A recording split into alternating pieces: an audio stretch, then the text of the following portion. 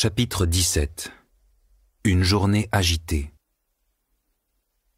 Le vendredi matin, c'est-à-dire le lendemain de la séance maudite, tout le personnel présent des variétés, le chef comptable Vassili Stepanovitch Volirondelovkin, 2 aides comptables, 3 dactylos, les 2 caissières, les coursiers, les ouvreurs et les femmes de ménage, bref, tout le personnel, loin de se trouver à son poste de travail, était assis sur les rebords des fenêtres qui donnaient sur la rue Sadovaya et regardait ce qui se passait sous les murs des variétés. Sous ce mur, en 2 rangs, s'étendait une file d'attente de plusieurs milliers de personnes dont le bout atteignait la place Koudrinskaya. À la tête de cette file d'attente se trouvait une bonne vingtaine de revendeurs bien connus dans le monde théâtral de Moscou. La file d'attente était très agitée. Elle attirait l'attention des citoyens qui la longeaient et bruissaient de commentaires au sujet de l'incroyable séance de magie noire qui avait eu lieu la veille. Ces mêmes histoires avaient plongé dans un grand trouble le comptable Vassili Stepanovitch, lequel, la veille, n'avait pas assisté au spectacle. Les ouvreurs racontaient Dieu sait quoi, en particulier qu'à la fin de la célèbre séance, un certain nombre de citoyennes avaient couru les rues en tenue indécente et toutes sortes d'autres choses du même genre. Pudique et réservé, Vassili Stepanovitch ne pouvait qu'ouvrir de grands yeux en écoutant les fables qu'on racontait sur ces prodiges et ne savait absolument que faire, alors même qu'il fallait faire quelque chose et qu'il fallait qu'il le fasse lui, parce qu'il s'avérait à présent être le plus haut placé dans la hiérarchie des variétés. À 10 heures du matin, la file de ceux qui rêvaient d'un billet avait enflé au point que la milice en eut vent, et c'est à une vitesse étonnante que furent envoyés sur place des détachements tant à pied qu'à cheval, détachements qui mirent un semblant d'ordre dans cette file. Mais même en bon ordre, cet énorme serpent long d'1 kilomètre constituait déjà un grand scandale et plongeait les citoyens de la Sadovaya dans la stupeur la plus totale. Cela, c'était à l'extérieur, mais à l'intérieur non plus, ça n'allait pas très fort. Dès les premières heures de la matinée, on avait entendu sonner les téléphones, et ils sonnaient, ces téléphones, sans fin ni cesse, dans le bureau de Vitemalov, dans le bureau de Rimsky, à la comptabilité, à la caisse et dans le bureau de Ratafia. Vassili Stepanovitch avait commencé par répondre. La caissière avait répondu aussi, les ouvreurs marmonnaient Dieu sait quoi au téléphone. Mais par la suite, ils avaient totalement cessé de répondre parce qu'aux questions de savoir où étaient Vitemalov, Ratafia, Rimsky, il n'y avait absolument aucune réponse à apporter. Ils avaient essayé de s'en sortir en disant « Vitemalov est chez lui », mais en ville, on répondait qu'on avait téléphoné chez lui et que l'appartement répondait que Vitemalov était aux variétés. Il y eut un appel d'une dame très inquiète qui se mit à exiger de parler à Rimsky. On lui conseilla de téléphoner à son épouse, ce à quoi le combiné, éclatant en sanglots, répondit que l'épouse, c'était elle, et que Rimsky avait disparu. Ça tournait à Dieu sait quoi. Une femme de ménage racontait déjà partout qu'elle s'était présentée pour faire le ménage dans le bureau du directeur financier, qu'elle avait vu la porte grande ouverte, les lampes allumées, la vitre donnant sur le jardin cassée, le fauteuil renversé par terre et personne. À 10 heures passées, Madame Rimsky fit irruption aux variétés. Elle sanglotait et se tordait les bras. Vassili Stepanovitch, complètement perdu, ne savait que lui conseiller, et à 10h30 apparut la milice. Et sa première question tout à fait rationnelle fut « Mais qu'est-ce qui se passe chez vous, citoyens? De quoi s'agit-il » Le personnel recula, poussant en avant un Vassili Stepanovitch pâle et bouleversé. Il fallut bien appeler les choses par leur nom et avouer que l'administration des variétés, en la personne du directeur financier et de l'administrateur, avait disparu, et il se trouvait, on ne savait tout, que le conférencier, après la séance de la veille, avait été conduit dans une clinique psychiatrique, et que, pour parler bref, cette séance de la veille avait réellement été une séance scandaleuse. On calma comme on pouvait une Madame Rimsky, secouée de sanglots. On la renvoya chez elle et l'on s'intéressa surtout au récit de la femme de ménage sur l'état dans lequel elle avait trouvé le bureau du directeur financier. On demanda aux employés de regagner leur poste de travail et de travailler un peu, et quelque temps plus tard, on vit apparaître aux variétés des enquêteurs accompagnés d'un chien gris cendre, musculeux, les oreilles en pointe et les yeux extrêmement intelligents.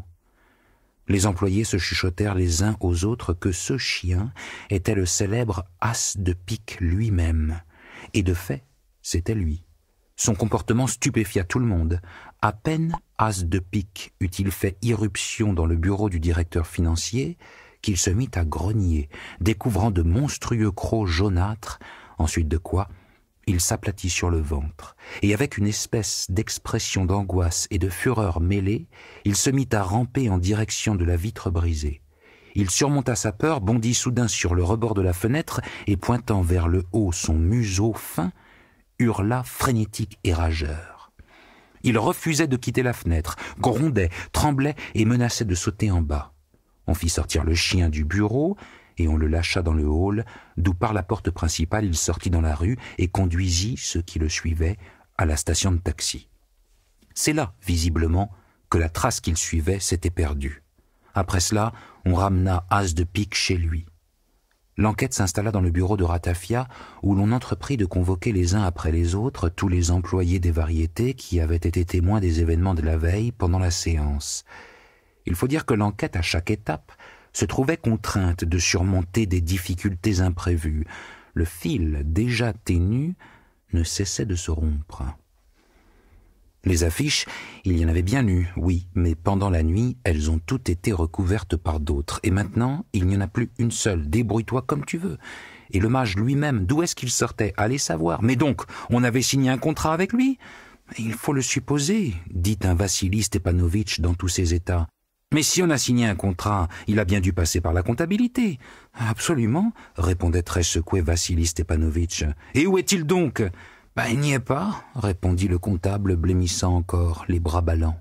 Et réellement, ni dans les dossiers de la comptabilité, ni chez le directeur financier, ni chez Vitemalov, ni chez Ratafia, il n'y avait de trace du contrat. Il s'appelle comment, ce mage? Vassili Stepanovitch ne savait pas. Il n'était pas présent à la séance d'hier. Les ouvreurs ne savaient pas. La caissière des tickets se grattait le front, réfléchissait longtemps, puis elle finit par dire « Je crois, Volande. » Mais peut-être ce n'était pas Volande. Non, peut-être que ce n'était pas Volande. Falande? Peut-être bien. Il apparut que le bureau des étrangers n'avait jamais entendu parler d'un mage Volande et d'un Falande encore moins. Le coursier Karpov déclara que, soi-disant, ce mage logeait dans l'appartement de Vitemalov. Cet appartement, vous pensez bien, fut visité aussitôt. On n'y trouva aucun mage. On n'y trouva pas non plus Vitemalov. La femme de ménage, Grounia, n'était pas là, et personne ne savait où elle avait pu passer. Le président du comité, Nikanor Ivanovitch, n'était pas là non plus. Et Prolejnev, non plus. Il se passait quelque chose d'absolument surnaturel. Toute la direction de l'administration avait disparu. La veille, il y avait eu une séance étrange et scandaleuse, mais qui l'avait réalisée et à l'instigation de qui, personne n'en savait rien. Or, on approchait de midi, moment où la caisse devait ouvrir. De cela, bien sûr, il ne pouvait pas être question. On suspendit aussitôt sur les portes des variétés une immense pancarte de carton qui indiquait « La séance du jour est annulée ». La queue commença à s'agiter, surtout à partir de la tête, mais l'agitation passée, elle se mit tout de même à se défaire, et un peu plus d'une heure plus tard, il n'y en avait plus trace sur la Sadovaya. Les enquêteurs partirent poursuivre leur investigation ailleurs. Les employés purent rentrer chez eux, à la seule exception de ceux qui étaient de garde, et les portes des variétés se refermèrent. 2 tâches urgentes attendaient le comptable Vassili Stepanovitch. D'abord se rendre à la commission des spectacles et divertissements de type léger pour faire un rapport sur les événements de la veille. Et deuxièmement, passer au secteur finance des spectacles afin d'y déposer la caisse de la veille, 21 711 roubles. Le soigneux, le méticuleux Vassili Stepanovitch enveloppa l'argent dans du papier journal, le ficela en croix, le fourra dans sa serviette et, connaissant parfaitement les instructions, se dirigea non pas vers l'autobus ou le tramway, mais vers la station de taxi. Dès que les chauffeurs des 3 voitures aperçurent un passager courant vers la station avec une serviette bourrée à craquer, ils démarrèrent tous les 3 et repartirent à vide, avec, allez savoir pourquoi, des regards furibonds. Abasourdi par cette circonstance, le comptable resta longtemps planté comme un piquet, essayant de comprendre ce que cela signifiait. 3 minutes plus tard, arriva une voiture vide et le visage du chauffeur se déforma tout de suite dès qu'il eut aperçu le passager. « Vous êtes libre ?» demanda Vassili Stepanovitch, tout sautant d'un air ébahi. « Faites voir l'argent » répondit le chauffeur avec colère sans regarder le client. De plus en plus stupéfait, le comptable, serrant sa précieuse serviette sous son bras, sortit un billet de 10 de son portefeuille et le montra au chauffeur. « Je pars pas », dit brièvement celui-ci. « Je m'excuse », commença le comptable, mais le chauffeur l'interrompit. « Vous avez des billets de 3 ?» Complètement désarçonné, le comptable sortit 2 billets de 3 de son portefeuille et les montra au chauffeur. « Montez !» cria ce dernier, et il frappa la manette de son compteur si fort qu'il faillit le casser. « On y va !»« Vous n'avez pas de monnaie ou quoi ?» demanda timidement le comptable. « J'en ai plein les poches de la monnaie !» hurla le chauffeur, et le rétroviseur refléta ses yeux injectés de sang. « La 3e fois qu'on me fait ça aujourd'hui. Et à d'autres aussi. Un salopard qui vous donne un billet de 10, je lui rends la monnaie, 4,50, et il descend le fumier. 5 minutes plus tard, qu'est-ce que je vois ? Le billet de 10. C'est une étiquette de narsan. » Sur ce, le chauffeur prononça quelques mots impubliables. « Un autre, place Soubovskaya, un billet de 10. Je lui rends 3 roubles. Il sort, je regarde mon portefeuille, et dedans, une guêpe. Vlan, mon doigt. Ah, Et le chauffeur lâcha une autre bordée de mots impubliables. Et le billet de 10, envolé. Hier, dans ces variétés, mots impubliables. Une espèce de fripouille de magicien a fait un tour de magie avec des billets de 10. Mots impubliables. Le comptable en resta quoi ? Il se recroquevilla et fit mine d'entendre mot de « variété » pour la toute première fois, et il se dit « Ben mon colon !» Arrivé à bon port après avoir payé sa course sans encombre, le comptable entra dans le bâtiment, emprunta le couloir qui menait au cabinet du responsable, et déjà en chemin, il comprit qu'il tombait mal. Une espèce d'agitation régnait dans le secrétariat de la commission des spectacles. Une coursière jaillit devant le comptable, un foulard défait sur la tête, les yeux exorbités. « Il y est pas, il y est pas, il y est pas, mes pauvres !» criait-elle, s'adressant à Dieu savait qui. « Le veston et le pantalon, ils y sont, mais dans le veston, lui, il y est pas !» Elle disparut derrière une porte, et on entendit aussitôt après un bruit de vaisselle cassée. Le comptable vit surgir du secrétariat le responsable du premier secteur de la commission qu'il connaissait bien, mais qui était dans un état tel qu'il ne reconnut pas le comptable, et il s'évapora. Abasourdi par tout cela, le comptable parvint jusqu'au secrétariat qui faisait office de sas avant le bureau du responsable de la commission, et là, sa stupeur fut définitive. De derrière la porte fermée du bureau lui parvenait une voix terrible qui appartenait sans ombre de doute à Prokhor Petrovitch, le président de la commission. « Il engueule quelqu'un ou quoi ?»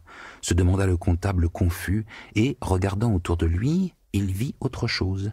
Dans un fauteuil de cuir, la tête rejetée en arrière, secouée de sanglots irrépressibles, son mouchoir à la main gisait, les jambes étendues jusque ou quasiment le milieu de la pièce, la secrétaire personnelle de Prokhor Petrovitch, la belle Anna Richardovna. Le menton d'Anna Richardovna était entièrement peinturluré de rouge à lèvres et des ruisseaux de mascara fondu glissaient de ses paupières sur ses joues de pêche.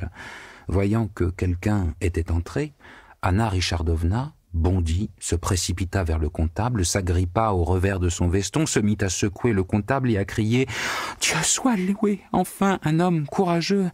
Ils se sont tous enfuis, ils ont tous trahi. Allons-y, allons le voir, je ne sais pas quoi faire. » Et toujours sanglotante, elle traîna le comptable dans le bureau.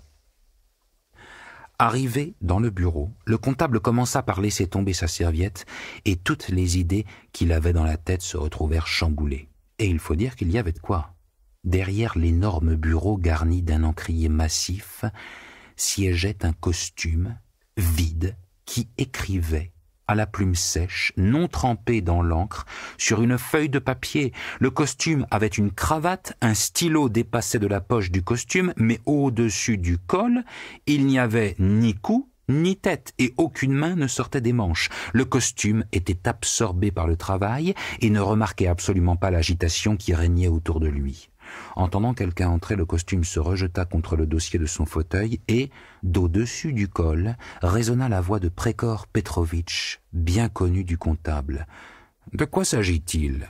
C'est écrit sur la porte, je ne reçois personne. » La belle secrétaire poussa un cri aigu et, se tordant les mains, cria « Vous voyez, il n'est pas là, pas là.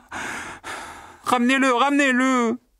Ici, quelqu'un pointa le nez à la porte, poussa un grand « Oh !» et se rua dehors. le comptable sentit ses jambes se mettre à trembler et s'assit d'une fesse sur une chaise sans oublier de ramasser sa serviette. Anna Richardovna sautait autour du comptable, tiraillant son veston, et criait « Moi, je l'arrêtais toujours, mais toujours, quand il se mettait à envoyer les gens au diable. Voilà, à force de l'appeler le diable !» Ici, la belle accourut vers le bureau, et d'une tendre voix musicale, mais le nez un peu bouché d'avoir pleuré, elle s'exclama « Procha, où vous êtes ?» « Qui appelez-vous Procha ?» s'enquit le costume d'un ton hautain, se rejetant encore plus dans son fauteuil. « Il ne me reconnaît pas, il ne me reconnaît pas, moi, vous comprenez ?» sanglota la secrétaire. « Non, on ne sanglote pas dans mon bureau !» dit cette fois avec colère le costume rayé, manifestement irascible, et de la manche, il ramena vers lui une autre liasse de papier dans le but évident d'y apposer sa signature. « Non, je ne peux pas voir ça, non, je ne peux pas !» cria Anna Richardovna, et elle s'enfuit vers son bureau à elle, suivie comme un boulet de canon par le comptable. « Vous vous imaginez ? Je suis là !» racontait toute bouleversée Anna Richardovna en s'accrochant de nouveau à la manche du comptable, « et je vois entrer un chat, noir, gros comme un hippopotame. Moi, vous pensez bien, je lui crie « Zou !» Il sort, et à sa place, je vois entrer un gros bonhomme, lui aussi, avec une sorte de tête de chat. Et il me dit « Qu'est-ce qui vous prend, citoyenne, de crier « Zou » aux visiteurs ?» Et direct, il entre chez Prokhor Petrovitch. Moi, vous pensez bien, je lui cours après, je crie « Vous êtes devenu fou ?» Mais lui, sans gêne, il entre chez Prokhor Petrovitch et il s'assoit en face de lui dans le fauteuil. Bon, lui... C'est un homme, il a le cœur sur la main, mais il est nerveux, il s'est mis en colère. Il faut dire ce qui est. Un homme sur les nerfs, il travaille comme un bœuf. Il s'est mis en colère. Qu'est-ce qui vous prend ? Il lui demande de venir sans vous faire annoncer. Et l'autre, le sans-gêne, imaginez, il s'étale dans le fauteuil et il lui dit « Je viens discuter comme ça d'une petite affaire ».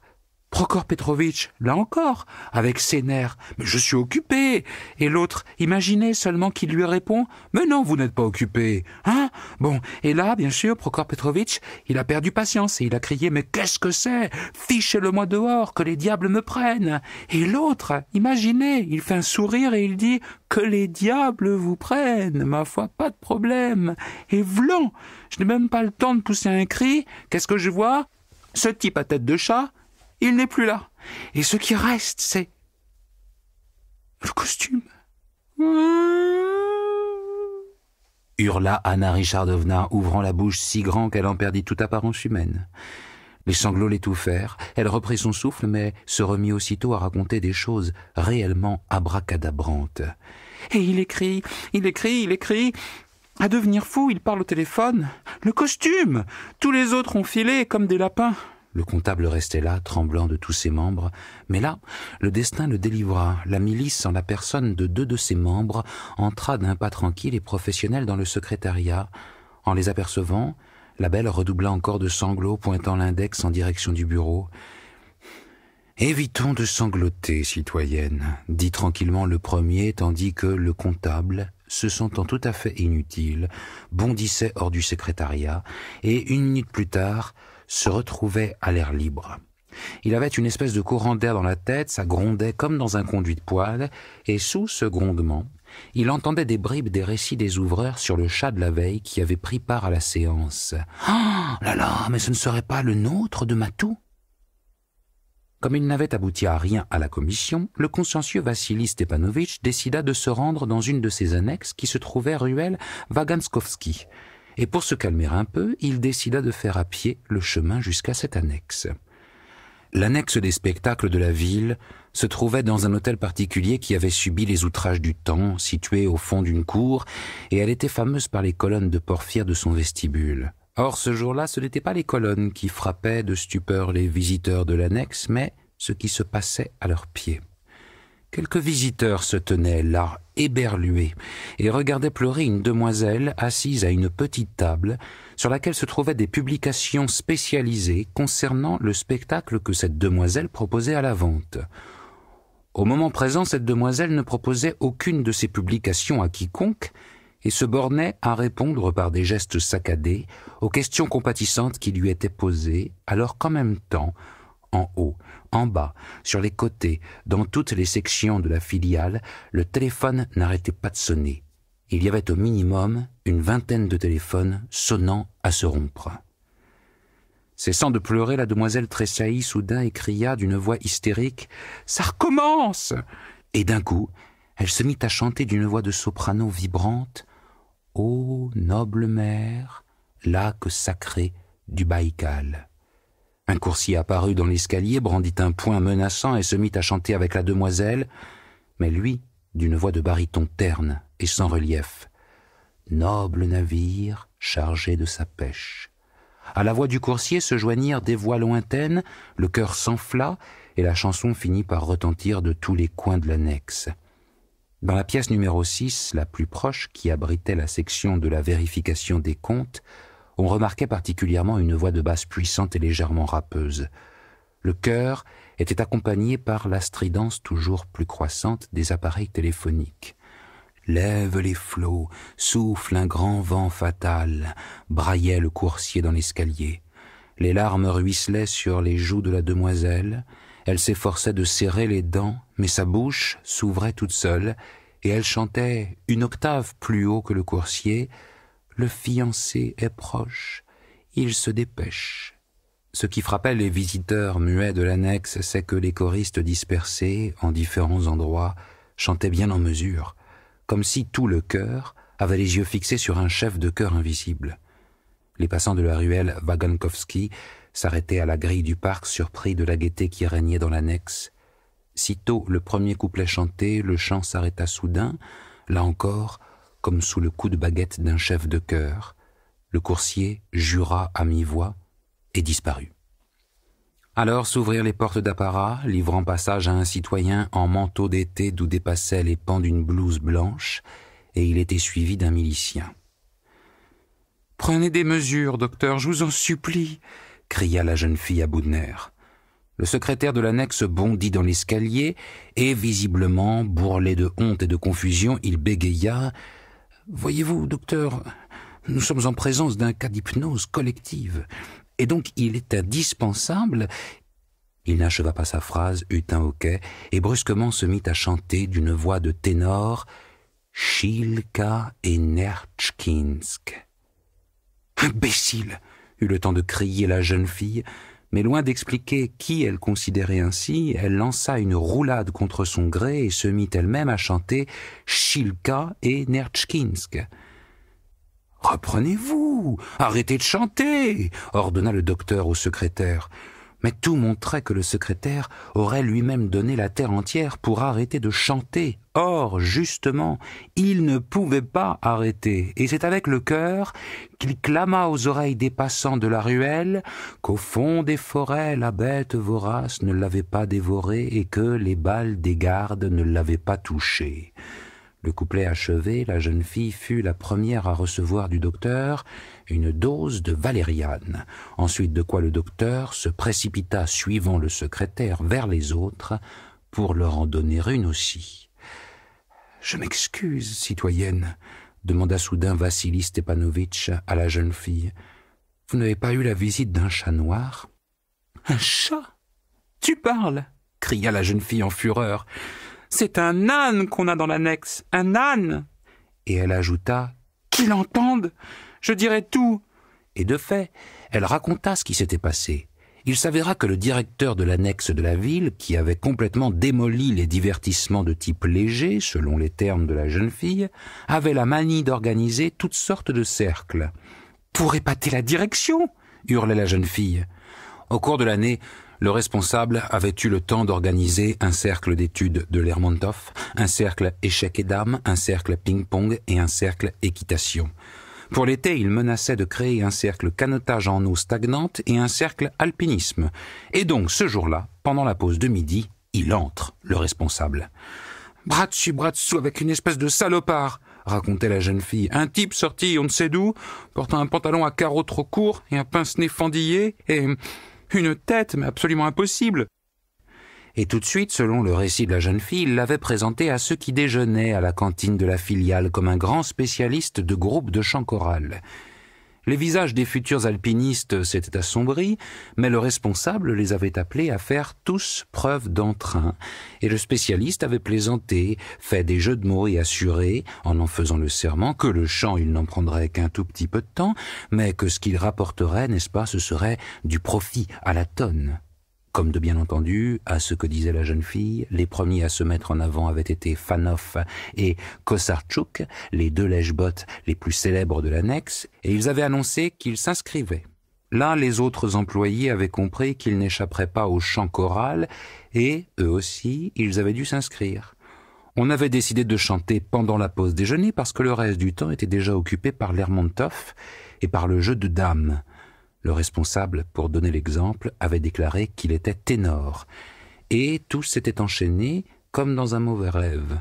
Le spécialiste chef de chœur Akaro avait hurlé « Do, mi, sol, do » et il avait tiré les plus timides de derrière les placards où ils s'étaient cachés pour se soustraire au chant. Il avait dit à Kosarchuk qu'il avait l'oreille absolue, il avait gémi, il avait pleurniché, avait demandé qu'on fasse plaisir à un vieux maître de chœur, il avait battu la cadence sur ses doigts en suppliant d'entonner « Ô noble mère ». On l'avait entonné, et entonné très bien. Le type Akaro connaissait réellement son affaire. On avait fini le premier couplet. Et là, le chef de chœur s'était excusé et avait dit « Je reviens dans 1 minute ». Et il avait disparu. 10 minutes après, il n'était pas de retour. La joie avait saisi les employés. Il avait mis les bouts. Et brusquement, comme malgré eux, ils avaient entonné le 2e couplet. C'est Kosarchuk qui avait entraîné tout le monde, et s'il n'avait peut-être pas l'oreille absolue, il avait un ténor léger assez agréable. Le 2e couplet était fini, toujours pas de chef de chœur, on avait regagné son poste, mais on n'avait pas eu le temps de s'asseoir, quand absolument, malgré soi, on s'était remis à chanter, et plus moyen de s'arrêter. On se tait 3 minutes, et ça repart. On se tait, et ça repart. C'est là qu'on avait compris que ça tournait au vilain. Le responsable de honte s'était enfermé dans son bureau. Ici, le récit de la jeune femme s'interrompit. La valériane n'avait pas fait d'effet. Un quart d'heure plus tard, 3 camions arrivaient à la grille de la ruelle Vagankovski et l'on chargea tout le personnel de l'annexe, le responsable en tête. Sitôt que le premier camion, tanguant sous le porche, se fut engagé dans la ruelle, les employés, debout sur la plateforme et se tenant par les épaules, ouvrirent la bouche et toute la ruelle résonna d'une chanson populaire. Le 2e camion reprit la chanson, suivi par le 3e. Ils firent le trajet ainsi. Les passants qui couraient à leur affaire ne lançaient au camion que des regards distraits et ne s'étonnaient guère, supposant que c'était une excursion qui partait à la campagne. Et de fait, ils partaient pour la campagne, mais pas pour une excursion, non, pour la clinique du professeur Stravinsky. Une demi-heure plus tard, le comptable, totalement déboussolé, parvint à la section financière de la commission des spectacles, dans l'espoir de se débarrasser enfin de cet argent public. Fort de son expérience récente, il lança d'abord un coup d'œil circonspect dans la longue salle où les employés siégeaient derrière des vitres de verre dépolies aux inscriptions dorées. Le comptable n'y découvrit aucun signe d'agitation ou de scandale. Tout était calme, comme il se doit pour un établissement de bonne aloi. Vassili Stepanovitch passa la tête par la petite fenêtre au-dessus de laquelle il était écrit « Versement », salua un employé qu'il ne connaissait pas et demanda poliment un bon d'encaissement. « C'est pourquoi ?» demanda l'employé par la petite fenêtre. Le comptable en resta bouche bée. « C'est pour un dépôt, je viens des variétés. » « 1 minute, répondit l'employé, et à l'instant, il rabattit une petite grille sur le trou dans la vitre. « C'est étrange, » se dit le comptable. Sa stupeur était parfaitement naturelle. C'était la première fois de sa vie qu'il était confronté à une telle situation. Tout le monde sait combien il est difficile d'obtenir de l'argent. À cela, il se trouvera toujours beaucoup d'obstacles. Mais en 30 ans d'exercice professionnel, le comptable n'avait jamais vu quelqu'un, personne privée ou personne morale, faire des difficultés pour recevoir de l'argent. Pourtant, la grille se rouvrit et le comptable se baissa à nouveau vers la petite fenêtre. « Et vous en avez beaucoup ?» demanda l'employé. « 21 711 roubles ?»« Oula !» répondit l'employé avec, allez savoir pourquoi, un accent ironique. Et il tendit au comptable la petite feuille verte. Parfaitement au fait des procédures, le comptable l'eut rempli dans l'instant et commença à dénouer la ficelle du paquet. Quand il eut déballé tout son fardeau, ses yeux se mirent à voir trouble, et il émit comme un râle de douleur. Il voyait miroiter sous ses yeux de l'argent étranger. Il y avait là des liasses de dollars canadiens, de livres anglaises, de gulden hollandais, de lats lettons, de couronnes estoniennes. Le voilà. « C'est un des escrocs des variétés !» fit une voix menaçante au-dessus d'un comptable qui avait perdu le don de la parole, et Vassili Stepanovitch fut arrêté séance tenante.